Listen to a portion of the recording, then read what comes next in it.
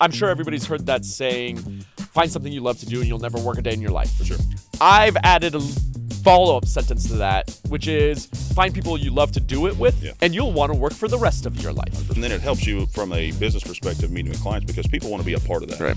Everyone's looking for that community. Everybody's looking for that relationship that they can trust that person and they can open up to. And You know, one thing I learned is, as the CEO of Kinetic, Sure. You really don't have to be the smartest guy. You don't have to be even the hardest working guy. What you really have to do is, if you want to be successful, you really need to... The Mark Bigg Show. What's up, everyone? Welcome back to the Mark Bigg Show. As you can tell, we are not in Bowling Green, Kentucky, in our office there at Biggs Financial. Super excited to be out in Los Angeles, California, with a very special guest today. The guy that's sitting next to me has become a dear friend very quickly, and I'm excited for a lot of the information and insight that he's going to provide you guys that I think is going to be a lot different from what you hear from me and the people that are from around where we are. So excited to offer you a different perspective today on business and life in general. So sitting next to me is Ali Hashemian. Ali, glad you're here, man. Mark, pleasure's all mine, my friend. So Ali is he's a financial advisor in the LA area, but also he is the owner of Kinetic Agency and Kinetic Financial, which is a investment partner of Biggs Financial. So we work together in a professional sense as well. But like I said, Ali has become a dear friend very, very quickly and has been crucial, him and his company, to Biggs Financial continuing to grow and expand and do the things that we offer you guys. So really want to lead off with just give us a little bit about your backstory, your background, and where you come from and how long you've been in the LA area and all those things. Yeah, LA, I've been here for, now it's got to be 20 years, 21 years. I came here for college. Yep. Came from Albuquerque, New Mexico. Okay. Not a lot going on in Albuquerque, New Mexico, but it was a good place to grow up. My parents are both from Iran, Sure. And so when they came here to the United States during the hostage crisis, they were getting some bomb threats, actually. Yeah. My father decided that it was time to move back to Iran, and a couple, was driving through where they were in Colorado. Their car broke down, and they called the first Iranian. They were Iranian, so they called the first Iranian names. It was the middle of the night. My parents said, come on in, come stay with us. They stayed the night there, and my dad told them about the bomb threats and how he was going to be moving back to Iran. Right. And my mom was upset about it, of course. She liked the United States, but knew it was time. And they said, maybe you shouldn't. Maybe you should try out Albuquerque, New Mexico. So they gave it a whirl. Worked out. Albuquerque actually a pretty open-minded place, so they didn't have all the same issues. So a completely different period of time, obviously, with... Completely. So at that point in time, are they still in Albuquerque, your parents? No, now they've moved out to California, Okay. but such a blessing and so funny how God works, right? 100%. Otherwise, I'd be living in Iran Yeah. right now. So feel really, really lucky that I'm here in the United States. First generation American. So, and Were you when you were a kid? Did you have like those like big city type of dreams? I know when I come out here to places like this, I always, being a small town kid from Kentucky, it really inspires me. It doesn't do that for a lot of people, but it does for me. Were you that kind of kid too, or not really? Only because in Albuquerque you don't even really see outside your own bubble that much. Kentucky, I think you at least have more of a connection. Sure. To that. In Albuquerque, it's really secluded. Okay. It was college. Yeah. What college did you go to here? University of San Diego. Sweet. Got a great scholarship there, which is what pushed me in that direction. And once you leave Albuquerque, you don't tend to go back. 100%. Well, there's a lot more stuff to do here, and there's a lot more opportunity here, obviously, I'm sure, which is more than attractive, I would say. Now, when you went to college, were you in finance? Were you in business? Like, how did that go? So my father was a financial advisor. Okay. And I just didn't want to do the same thing. So Sure. I fought it kicking and screaming. Wanted to be a doctor, an actor, a lawyer, anything besides a financial advisor. Regardless of what it is. That's Whatever what it is. Dad did, right? I get that. The reason why I got into the financial advising space is I just didn't know what I wanted to do after college. Sure. And so I decided might as well try and leverage my father. 100%. And so I went and asked him for a job. He said his dad gave him the gift of nothing, and that was the only gift he was going to give me.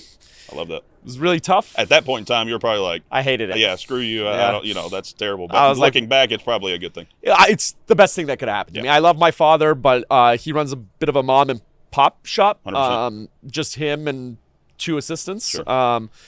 So, and I love him, but I wouldn't want him as my boss. Sure. And then, so I started Kinetic a while after being in the financial industry. So you were running alongside being an advisor, and also what kind of led you? That's one of the questions that like really came to my mind when I was talking about meeting with you. What like led you to go on the side? So just for people that don't understand, Kinetic also works alongside financial advisors like us in different areas to help spur them forward, work with different money managers and carriers, this, that, and the other thing. So it's really like a partnership, so to speak. So what led you to want to do that side of it while you're still in the trenches? Because financial advising is a tough business, and I can only imagine in LA it can be 10x harder. You know what I mean? It's competitive to say the least. Yeah. I think there's something like 30,000 licensed advisors just in LA, not even including the outside counties. So what led you to be like, well, this is such a tough gig. I believe in myself. I believe in what it is that I'm doing, but I also want to run and start Kinetic, where I'm partnering with other advisors across the country. What kind of led to that? That's interesting. What happened was I was working for one of the largest global investment firms, working alongside advisors, Okay. right? We were assisting advisors. And I've been with my girlfriend for 26 years. Okay. So she's pretty much my wife. Yep. I told her at that time the company I was working for wanted to move me to a different city. Okay. My girlfriend's sweet as pie. She said, baby, whatever you want. But if you want to move to Minnesota, we're going to do this relationship long distance. I'm not going with you. Yeah. So I said it was time. Yeah. I decided to start Kinetic really as more of the wholesale, working alongside with advisors. Sure. But there was something that bothered me about that side of the business is that we would tell advisors what to do, try and help them grow their practices, when most of us either never did it Yeah. ourselves, or if we did it and failed. Right. So I said, Which is kind of, for a lot of people, it's probably how they ended up at the big Yeah, firm working. that's exactly right. Makes And sense. so I said, I want to know what the advisor is doing. I want to understand it. So I decided to do both, Okay. so that I can have a better kind of ear to the ground on the advisor and what they're going through. So is it tough on a day-to-day basis for you to, I guess, not divvy up your time? Can you get caught where it's like, well, I've got all these fires to put out, but then I've also, as an advisor, I've got these clients that I've got to tend to and make sure that, I'm earning my keep, so to speak, as their advisor. How do those lines get blurred off? And is it tough? It was getting blurred. It's gotten a lot better now. Of course, I think part of, I believe in working in the mailroom, Sure. right? Start from the bottom up. 100%. That's how I did it, and it gave me a lot of insight on all the different sides of the business. Well, I'm a firm believer when somebody can start at a place like that, when they do reach the levels of success like you've gotten to, you appreciate it more. You appreciate it. because you earned every single bit of what you do have. You appreciate it more, and the people that are working for you and with you also appreciate 100%. you more because they understand that you've done their job. And honestly, too, I think even from a client-facing perspective, I think clients can feel when you've really busted your hind end to get where you are, and not just, well, I got hired off the street and they gave me this big old book of business. I don't really care if you're my client or not. Like, I think they can feel that. Of course, yeah. And I mean, whether or not they can feel it, I felt it, 100%, right? So, 100%. when I started that financial advisor side, Sure. I had already been working with some of the top advisors in the country. So I was pretty arrogant. I thought, what, I'm going to come out the gates running. I'm going to be one of the top advisors right from the Just like get-go. that, right. And my first year in business, I think I made something like $50,000 or $60,000, which, for those out in Kentucky, I know it's a little bit different. That sounds pretty good, but in California, that doesn't pay my water bill, Exactly. right? Yeah. It's a different ballgame. It's a different ballgame. And so I went back to the drawing board and said, I know I'm not the smartest guy, but I know there's something else. And so I really started to understand what made this hard for advisors, 100%. right? And it's a lonely business. It can be. And it's a business that you have to wear a lot of different hats. And so 100%. that really helped me grow the practice, both on the retail side, working with clients, and on the wholesale side, working with advisors on the more B2B, because I was doing both of them concurrently. Sure. Got a little bit, not sloppy, but the lines definitely got blurred, Yeah, right? it'd be hard not to, just because if you're working with X amount of advisors, well, you also have X amount of My clients clients. that are in your backyard, and so that's got to be a tough thing to navigate on a day-to-day basis. It's pretty tough. One thing I learned is, as the CEO of Kinetic, Sure. you really don't have to be the smartest guy. You don't have to be even the hardest working guy. What you really have to do is, if you want to be successful, you really need to be the most likable person. 100%. You know, if you're the most likable person, you can get the hardworking, the smart people, all of them on your side, 100%. right? So I really worked diligently to make relationships, right? 100%. Make And friendships. In any type of business, entrepreneurial venture, it's all about relationships and people. And I think as you continue to grow, if you can keep that sort of mindset, that's what I think will allow you to continue to have long-term success. Yep. And we've talked about that, just in the few episodes I've done already, is just the different keys of navigating business, navigating relationships. It all comes down to liking people liking you. If you just come in and you're just a, dictator and you tell people what to do, no one's going to respect you, number one, and it's not going to create any long-term success. It's not about, again, being the dictator. No. It's also not just about being a pushover. It's about being really likable. And if you think about your personal life and who you want to surround yourself with, they're not always the richest people. Nope. They're not always, the most cultured people. That's it. You like somebody, you can almost forgive them for anything. Well, that's why, when we came out here in February, I had a great idea that we were going to, make our switch and become an investment partner with you guys. But as soon as we sat down and started doing this right here, I was like, oh, this is what it's about. Because we can figure out the X's and the O's. Business the same way. You can figure out the X's and the O's, who needs to be in this spot, who needs to be in that spot. But if you can do this with the people that you're working with alongside every day. Well, you know what I always say? I'm sure everybody's heard that saying, find something you love to do and you'll never work a day in your life. For sure. I've added a follow-up sentence to that, which is find people you love to do it with, and you'll want to work for the rest of your life, 100%. right? I love So, that. I enjoy working when I'm hanging out with somebody like you, 100%. right? It's so easy. It doesn't feel like work anymore, right? And I can't imagine not doing it because all my friends, all of my family basically are the people I work with because I've found people that are likable. 100%. I try to be likable. And so that becomes a natural extension of your life. And then it helps you from a business perspective meeting with clients because people want to be a part of that. Right. Everyone's looking for that community. Everybody's looking for that relationship that they can trust that person and they can open up to in that sense. And so that's going to continue to help you in your business as well. And I think it's funny because we have so much polarization in the world today, 100%. right? Like politics, right? You got Republicans and Democrats. Yep. And I see this all the time where I'm giving events or speaking at events where there's part of the room and they're sitting shoulder to shoulder, right? Yep. That part of them are on the left, part of them are on the right, and they almost hate each other. And I make a joke and I say, what's the definition of politics? Just break down the word. Poly means many and ticks are blood-sucking insects. There you go. All of a sudden, the Republicans and the Democrats, They they're start all chuckling. laughing, they're Exactly. chuckling, they're, That's it. patting each other on the back because there's commonality There is. everywhere that you look. 100%. And I believe in love. I believe that, that I'm an optimist and I believe most people have love down deep in their hearts. And if you can find that commonality, find that love, things just become easier. They really do. In business and in life. In business and in life, right? So for you, what is the motivating factor for you? Like you've got a good business going, you've got a good amount of clients, you've got a good amount of business on the personal side too. What is the driving factor for you day Money. in, day out? No, I'm kidding. We all like that. Yeah. I mean, it was money for a long time. course. It was money. Let me interject this. Anybody that says that's not a motivating factor is lying to you. Yeah. There's nothing wrong with There's making a lot of nothing money. wrong. I mean, we live in a capitalist society. Go right? after it. If you can go do it, go do it.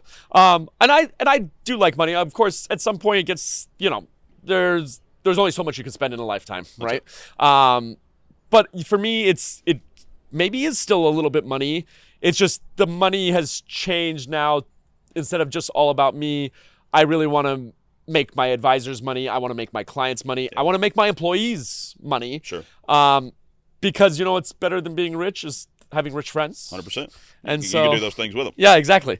Do you get I think I get a sense of drive from building the others up around me. Is that something for you that like you really feel like if you can see the fruits of your labor working out in either your employees or the advisors that you work with, is that something that you can internalize and be like, this is great. This is what I really do like that. I mean, there's something rewarding. There's a feel good about more that. than money is. It's crazy how good that feels. Well, I mean, and you can't buy that. No, you can't. And I'm sitting across from clients when I'm trying to win their business, and I'm telling them, if I do the right thing for you, I'm going to get paid regardless. So that part is fine. Yep. What I want to see is this work out for you long term. Exactly. And some people say that, Yep. some people mean it. And when you mean it, the client, the advice, everybody, they can smell that intention. And that motivates them. I feel like, I so know. I think that's a key driving factor for anybody that's running a business, Mm-hmm. starting up a entrepreneur event, whatever that looks like.